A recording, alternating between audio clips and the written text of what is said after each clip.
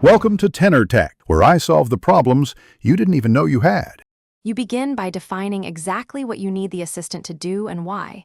This clarity shapes every decision. Once done, pick the interface: API for custom flows, app for quick use, or built-in for convenience, and connect accounts and permissions. Make sure to prepare 1-3 concrete sample prompts with ideal outputs to guide behavior.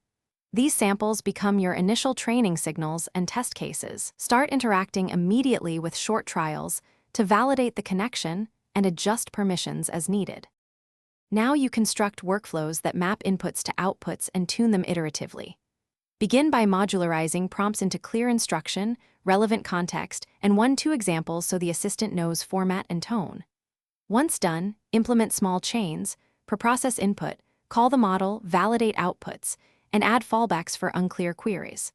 Make sure to log responses and measure accuracy, latency, and satisfaction so you can prioritize fixes. Regularly update examples and constraints to reduce hallucinations and keep responses aligned with your goals.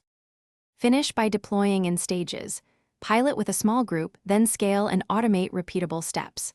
Monitor usage, costs, and model drift with dashboards and set alerts for errors, inconsistent outputs, or abusive inputs.